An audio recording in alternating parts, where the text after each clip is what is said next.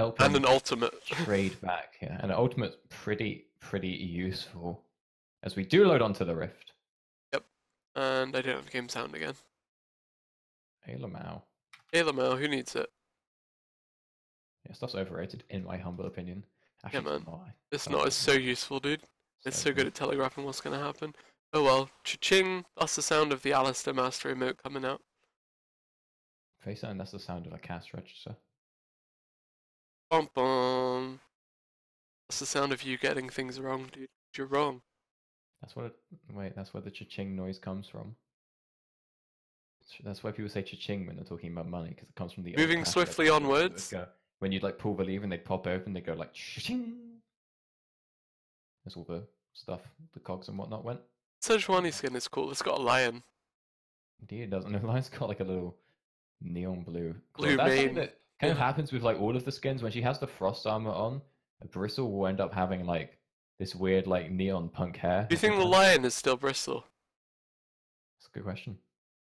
I guess because it's a alternate, it's this D&D Sejuani, alternate reality Sejuani. I guess just an alternate reality Bristle. Stop lying around. Wheeze. Why are you always lying? Why you always lying? And once again, Vortex on this Sejuani. Again, something I really disagree with. Starting on this blue buff, again, if you can get a nice level 3 gank, it will pay off. But Sejuani's Chickens Clear is actually pretty good. You can kite them really effectively with that flail, and you don't take too much damage at all, especially because you have that passive. So watch the poison steal. Watch the Twitch poison steal that blue buff away. Oh, no. Yeah, definite. If she actually gone 2 autos and she was running attack speed reds, would have totally stolen it. Yeah, I don't know about that one, friend. Running them. Ooh, Dominator. Good rotation here though, because you do see Malco just picking up his Raptor. Wait, he didn't start the Raptor camp. Yeah, okay. He actually started red as well. Again, really easy Raptors for both these champions, putting out a lot of AoE damage. They can tank them quite easily. Yeah, what's your MS? Huh? I have 0 MS while spectating. So do I, dude. Insane. Look at this big trade top lane with the Grasp of the Undying procs. Oh my god. Huge damage. Insane, dude. See, both bot laners. Dude, anyone tuning in is going to think, yeah, we're watching League of Legends with 2 stoners. With 2 what? Chilling. Stoners. Stoners? Dude, heck no. Heck no. I do absolutely 0 drugs. The only drug I do is League of Legends. Yeah, that's true. I ain't about that life. As Texalu probably taking the better end of that trade, but really just going to Targons heal on up. Texalu also taking the Targons here, whereas some people now like to take coin on Thresh. You get more hooks. For sure, yeah, I've seen a lot of Threshers go Targons actually. Alistair also going Targons for that as well. Blaze actually looking for the invade and Vortex very low, so we do see the flash route and the first blood picked up by Blaze, just walking into the jungle and taking what's his, also getting the red buff. Meanwhile, Dexalute's... Apparently Sejuani is what's his because he did pick that up just now. Yes. Really well played. Now, big loop around onto Gary. Yeah, Blaze coming in top. Also coming down now with the Twisted Advance will force the flash out of Gary, and that is pretty big. That's going to lower the kill pressure as Dominator now flashing in, getting the Storm Raiders proc, getting the level 4, but oh my god, actually not going to be why didn't he use pull? Pressed the wrong button, mate. It was not up. Used it earlier on in the trade, accidentally tanking that tower hit, and does go. That was so unlucky. Just as you were doubting him for taking heal, it really does pay off that the Orianna did have doubting him at all. Stop doubting the fact that he took heal, dude. It's so good that he has heal. I knew all along that heal was the correct option to go for. I know my. You're compromising my. Are you sure you haven't done any drugs?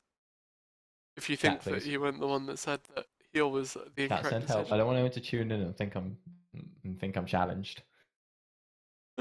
The only kind of challenged I am is the challenged rank. Exactly.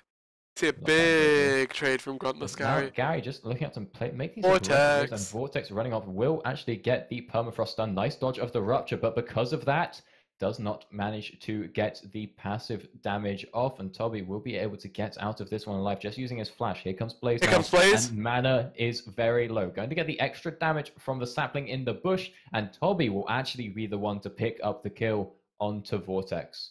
Really nice gank from Sejuani. Unfortunately, the Maokai was so close there. And That's a nice yeah, counter gank from Blaze. genuinely such a good counter gank from Blaze. As well as that good turnaround from Toby. He held his flash for quite a while. I thought it was quite greedy that he held it and didn't dodge out the Sejuani W for the stacks of the passive. But unfortunately, the Q went oh, Yeah, hook onto Shadow, but he has his courage up, and and that's it's a Q actually that did not looks go like a wide. trait that Raving Rabbits are not going to be winning. But if you want to talk about greed in that top side, to be honest, I think it was really greedy of Vortex to try and hold his flash because he walked away from the rupture and then tried to Q back. Because he walked away from the rupture, Yeah. the stun ran out. He didn't get the icebreaker damage off. If he'd flashed over the rupture, flashed in aggressively, he would have been able to get that extra burst and would have then been able to go for the point blank melee range Arctic Assault, would have got the knockup, would have got the CC chain, and maybe actually would have probably gotten the kill onto Toby there. So I'm a gonna bit Arctic greedy of assault him, you in but a minute if you keep coloring when I'm the color. well, you weren't saying anything. You keep stealing my limelight. Also, I'm ill as hell, dude. But I'm You're always genuinely. blowing your nose. You gotta watch this level 6 Oriana to level 5 Vlad, and actually this hook unfortunately went a little bit wide.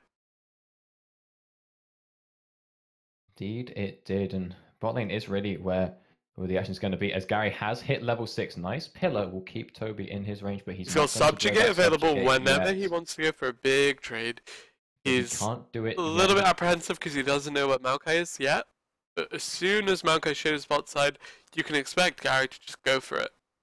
Yeah, now Toby is under his tower, so he has to wait for the pillar cooldown. But once that pillar's up, if he gets a good pillar, he can subjugate, and the damage is coming down. Will Gary go for the dive? No, he will not, but Really nice rupture to just deny that towards the end. Yeah, to be honest, I'm not sure if Gary had to go for the subjugate there at all. That loses out a lot of pressure for him in the lane. He could have just waited for the wave to push back, and then if Toby was there, or if Toby just TP'd back to the lane, that was his chance to maybe try and go for the subjugate play. He now loses a lot of his pressure, a lot of his all-in potential for quite a while. As Toby looks to maybe cancel the recall and just spots him leaving. That is 75 seconds to go on that jungle ultimate. This blue buff on Deity is really good for the Orianna, obviously, into the Vlad especially, who's a resourceless pusher. It gives her just that little bit, I was going to say a little bit more extra pressure, and you see her just chunking out the health of this Vladimir here in the mid lane. Yeah, just dishing out the hurt, of course. Dominator is on Vlad, so he will just be healing up with those transfuse heals. Oh, it's a Cloud Drake, by the way, so there's not all that much reason for them to play towards the bot side as the jungle. That's why you're seeing so many seemingly reckless commitments top from both sides. But it's because, there's not much threat for the enemy team to get something. Not too much risk to not be bot lane, unless, of course, the enemy jungler is there.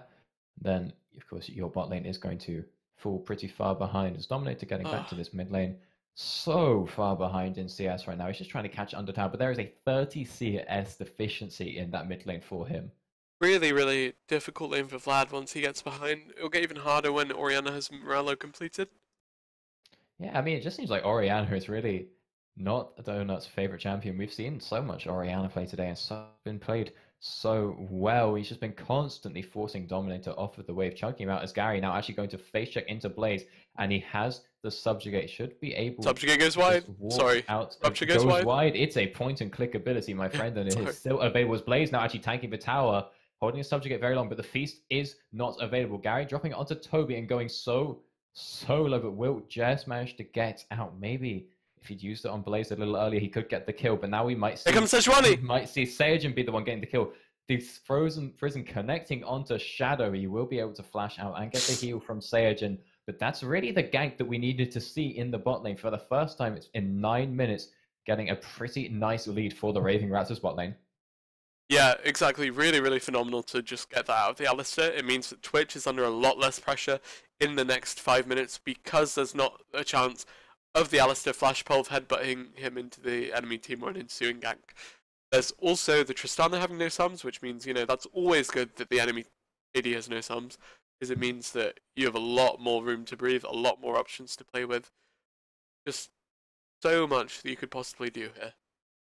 Indeed, there is. The spray and pray is available as well, so if Dexluke can land a hook onto Zod Sajin, they may well be in a very good spot, but they always have to be respectful of the roams from Deity. He's just constantly pushing in this mid lane, and Lovely zoning from Dexaloop, but the hook does go wide, and he is starting to run low on mana because he opted for this Targon's Brace as opposed to potentially an Ancient Coin. Of course, the trade-off is everyone's now very high in health. Absolutely, and you see just a Toby putting big some good damage onto Toby this top might tower. get this Maybe first he can get tower. the first blood. Going to take an extra tower for it, sharing the local gold. Maybe even going to get Gary too. Not available. Gary trying to just fight his way through. This one has that team up, but will go down to Blaze. Blaze ganked top, and then just chilled in the enemy jungle, then came back top. It was a bit unfortunate for the Trundle. Vortex looking to maybe come back top. As Shadow actually chose to engage this fight. He does have his ult available as Vortex picks up the kill, and the 1v2 looks for the second. Again, has that permafrost, but the red buff is on Blaze's side. It starts putting out some pretty hefty damage, and Vortex forced to flash away. Blaze going to flash out too, and a nice good juke with the Arctic Assault. The Arctic Assault means he will get out alive. Yeah, really, really nice play by Sejuani there. Didn't want to flash away from the Maokai ult because she identified that it was going to hit her, even if she flashed away. But that was just really, really clean. Vlad being shoved in so far. He has a phenomenal late game, but his early has always been notoriously subpar. Oh, as he now looks to maybe try and trade something here onto Blaze, actually just going to flash on out, respecting the possibility of a twisted advance and a shockwave. And whilst all that was going on in the top lane, we did see the Shadow was maybe trying to make something happen down bot and has now used his Unbreakable. So this hook connects and the damage is going to be in full. Resolute still has the Flay available. Has the spray and pray on. Is used. Mahax taking a lot of damage from that bomb, and the aggressive jump in from Saiyajin. He'll use, but not going to be enough. Now Gary comes down with the teleport, so they will be able to trade that as a 1-for-1 kill. But Toby has the TP advantage for the next 5 minutes, and it was Saiyajin who lived through that trade, and Mechanics now missing out on a lot of CS. Exactly, and you see that, you know, this Tristan is just falling behind and behind. Yes, she's still even with Twitch as far as the scoreboard goes, as far as the farm goes, but can she get to that late game power spike? She is a late game monster, yes, but I still give the edge to Twitch at that point. There's a mid game power spike where Tristana definitely does a lot more than Twitch, but it takes her so long to ramp up when she's back. You can't play for late as a Tristana when the enemy has a Twitch and a Vladimir and a Sejuani. Indeed, but it is important to note that she doesn't get hooked and doesn't get hit by the frozen prison. And of course, if you have a QSS, then you only have to worry about dodging one of those. Exactly, there's no more hard CC for her. So she can just freely auto hit away. You can tell the hours have started to catch up with me. The hours are catching up, but she can play those late game fights very aggressively. Same cannot be said for Mechanics. Very immobile ADCs. Donut Dominator just looking to get that crit proc off. Managing to clear through these waves down. We can actually see he's going for a Spirit Visage Rush just because this lane has been so hard for him. It's a pretty good item on Vladimir, but it just means he's going to come online with these team fights so much later than the rest, than his opponent being Deity. Exactly, and you see just the bot lane here picking up so much. Vortex has found Blaze. Yeah. Should have been the other way around. But Blaze actually looking to take this trade. There's a bot lane kerfuffle at the same time. Definitely goes over to EvH as now there's a 2v2 in the bottom lane as well. Dexaloop take the lantern. Completely locked up, and the spray and pray is used, but all the damage is going on to Shadow. The expunge is available. And is it going to be used as we see the aggressive jump in from Saiyajin and a double kill picked up by Tristana whilst all this was going on? The mid lane tower was just taking so much damage, but Vortex is looking to maybe trade something back.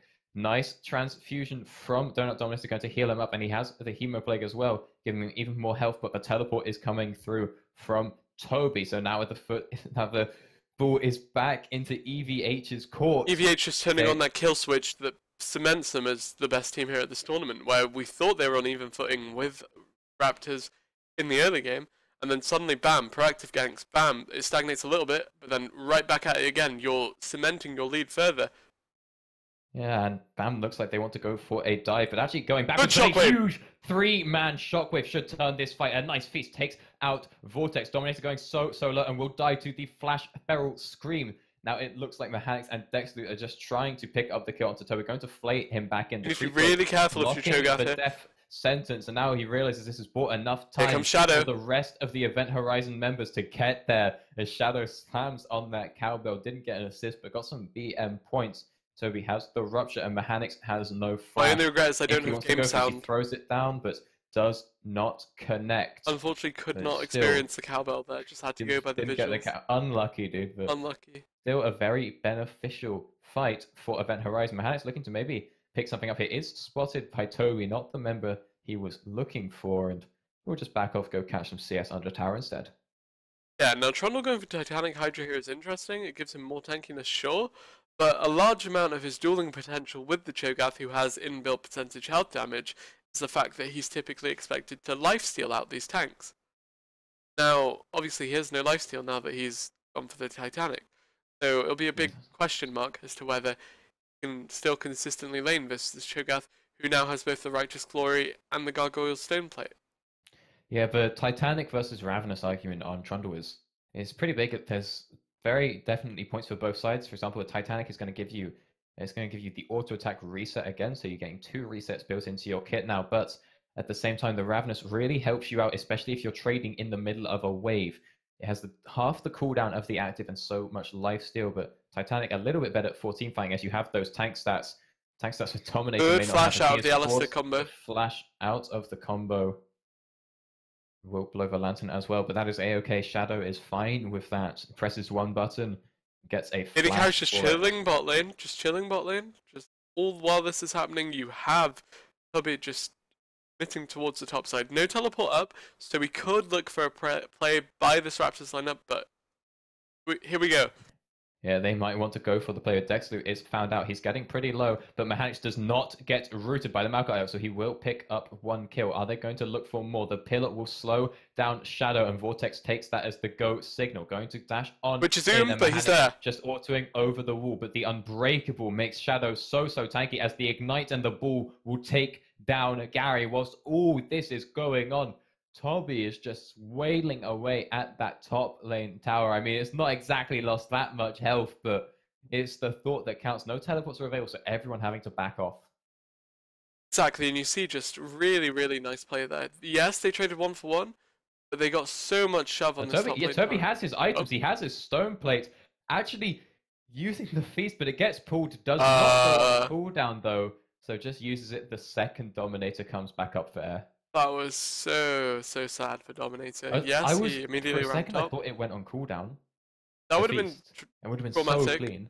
But yes. It was so clean from Dominator. True. Good dodge. Feast, but just too early. Meanwhile, Zod just chilling in the bot lane by himself. You cannot leave a Tristana alone with a bot lane turret like this.